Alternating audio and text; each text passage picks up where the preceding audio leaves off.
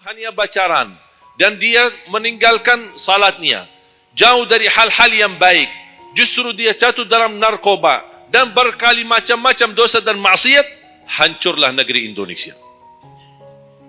Indonesia tergantung pemuda. Maaf, bukan tergantung para tua, tergantung pemuda.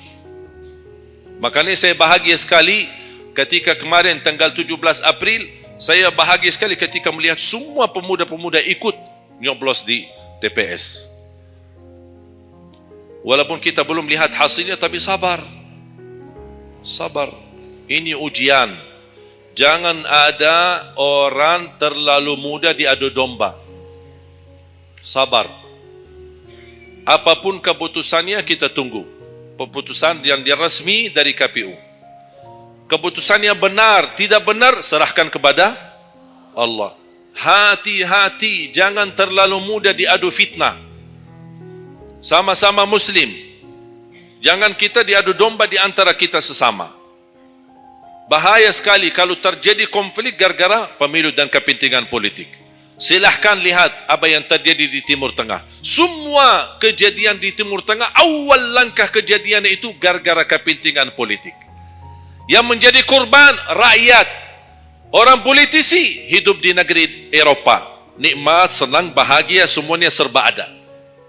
Mereka tidak bahaya. Tapi yang bahaya rakyat. Yaman, Suria, Irak. Dari tahun 90 sampai sekarang Irak tidak bisa aman. Ada orang bawa berita, itu Irak saudara, dan mereka perang saudara antara Sunnah dan Syiah. Bohong, tak benar. Ratusan tahun mereka hidup damai antara Sunnah dan Syiah. Tidak pernah bermasalah. Tapi karena langkah awal kepentingan politik, lama-lama terpengaruhi dengan perbedaan aliran dan berbeda pendapat. Kalau sudah kita menjadi korban dan terpengaruhi demi kepentingan politik, mudah diadu domba, besok-besok akan terjadi perang antara Sunni sama Syiah di Indonesia. Besok lagi akan terjadi antara aliran-aliran yang lain sama golongan-golongan yang lain. Bisa terjadi perpecahan belah. Itu yang diinginkan oleh musuh Islam. Jangan diberikan kesempatan. Terjadi ujian, memang kita menghadapi ujian. Bukan hanya umat Islam di Indonesia. Di Palestina sudah 60, bahkan sudah sampai 70 tahun mereka menghadapi ujian. Tapi kekuatan sabar luar biasa. Tak pernah putus asa. Biarpun mereka tidak bersenjata, tidak punya apa-apa melawan musuhnya Israel. Tapi mereka tetap tidak pernah putus asa. Tidak pernah pasrah. Mereka tetap berjuang. Mencintai Masjidul Aqsa. Saya merasakan perjuangan pemuda ketika saya ke sana, ke Masjidul Aqsa. Makanya jemaah sekalian, kita bisa memperjuangkan, tapi tambah membuat permusuhan. Kita masih bisa bertahan. Dan insya Allah ada jalan keluar dari segala kesusahan. Dan Allah tidak mungkin membiarkan kezaliman terjadi. Kalau kita merasa terzalimi, tak apa-apa, tunggu. Dan kita harus belajar saling menghormati. Yang memilih 01 itu hakmu, tapi anda tidak berhak mencaci maki 02. Yang memilih 02 itu hakmu, tapi anda tidak berhak mencaci maki 01. Sama-sama Muslim, sama-sama orang Indonesia. Malu kita, kadang-kadang aku sedih melihat kok ini terjadi permusuhan. Ulama di sini mencaci maki ulama yang di sana, ulama yang di sana membalas lagi dan apa tu? Ya Allah, malu kalau di antara ulama saja terjadi persoalan permasalahan. Gimana orang awam? Makanya selalu saya dalam doaku, ya Allah satukan dan rapatkan hati para ulama kami. Satukan saf ulama kami. Ada perbedaan itu wajar, tapi yang tidak wajar ada permusuhan. Apa yang saya sampaikan sekarang, saya yakin tidak mungkin 100% anda semua terima. Ya harus belajar. Tidak boleh saya maksa anda semua ikut pendapatku. Aku hanya menyampaikan, anda bisa dengar, anda bisa ikuti, anda bisa tolak. Itu hakmu menerima atau menolak. Tak ada orang berhak untuk memaksakan kita.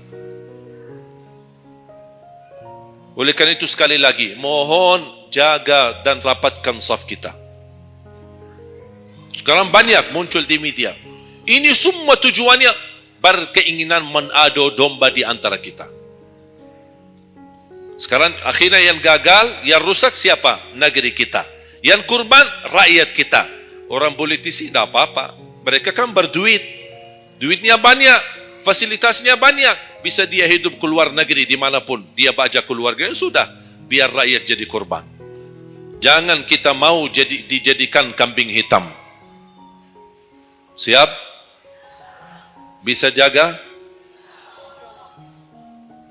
714 suku dan budaya berbeda-beda, tapi alhamdulillah masih bisa bersatu di bawah bendera merah putih.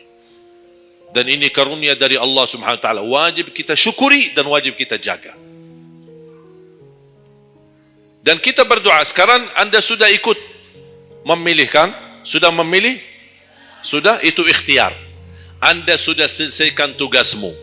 Sekarang apa yang harus kita lakukan? Doa, memohon pertolongan dari Allah. Biar Allah yang memilih mana yang terbaik. Ya Allah, kami sudah berusaha, kami sudah berikhtiar. Pimpinlah kami, anugerahkanlah kepada kami pemimpin yang takwa, yang adil, yang amanah, yang mencintai agamamu, yang mencintai ulama, yang bisa melayani rakyat dengan ikhlas. Itu doa kita. Kalau boleh setiap tahajud, setiap sujud, habis duha, habis salat wajib, terus doa seperti itu. Saya punya kebiasaan ketika mengajak jamaah umrah, saya haruskan kepada semua jamaah ketika kami tawaf maupun sa'i, wajib paling tidak 1 kali tawaf, 1 kali sa'i, khusus doakan Indonesia. Karena Indonesia apalagi saat ini sangat membutuhkan doa kita. Sebagaimana kita berduli kepada saudara kita Palestina dan kita bantu, kita mendoakan. Kalau Indonesia tidak perlu bantuan dana, tapi butuh doa kita. Makanya jangan pelit untuk mendoakan negeri kita Indonesia. Faham? Yang ketiga,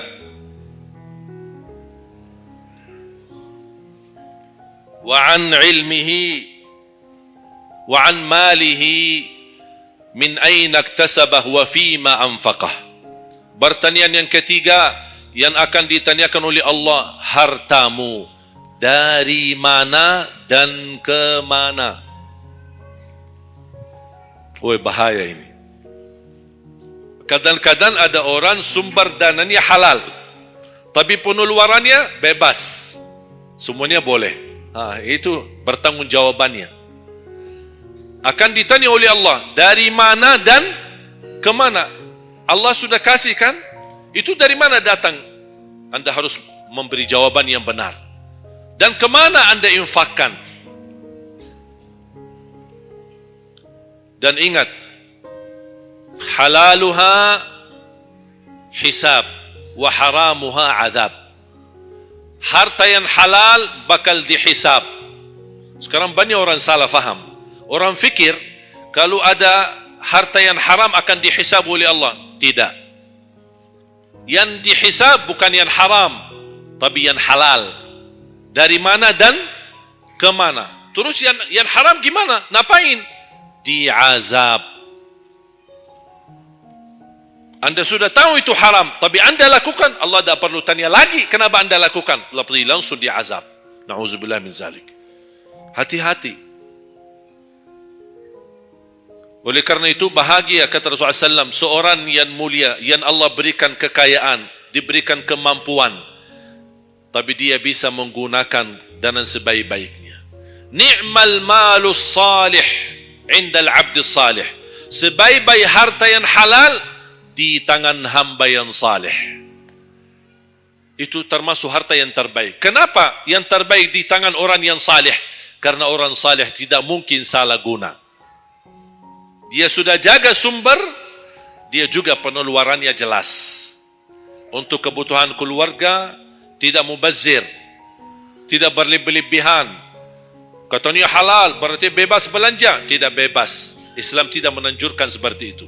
Anda boleh ambil kebutuhanmu, tapi jangan berlebih-lebihan. Mohon maaf, coba sekarang tanya ibu, tanya diri sendiri masing-masing. Berapa macam baju di lemari kita? Sudah, mohon maaf, dah usah bahas yang lalu. Terlanjur belanja karena ibu merasa tidak tidak tega, merasa keberatan kalau setiap acara itu aja yang dipakai. Pagi acara, besok siang pulang ganti. Malam ada acara lagi, ganti lagi. Karena merasa malu. Apalagi kalau ketahuan, bukan yang tadi pagi ini ya. Oh, tidak, beda warna. Memang sama model tapi beda warna. Malu karena orang-orang itu. Apain kok? Makanya udahlah, terlanjur. Itu memang mohon maaf kebiasaan wanita. Tapi saya usulkan, baju-baju yang sudah lama tidak dipakai, ngapain simpan? Sudah, bebaskan, infakkan, sedekahkan. Saya kemarin bermusyawarah dengan tim-tim yayasan kami untuk membuat satu lembaga khusus yang punya pakaian-pakaian yang sudah lama tidak dipakai.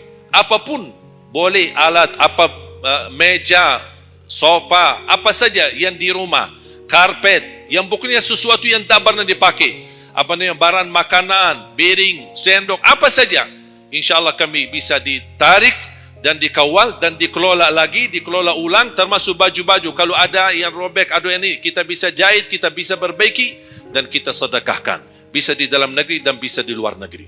Alhamdulillah program ini berjalan di kota Madinah. Alhamdulillah tidak ada lagi mubazir yang buang baju sia-sia.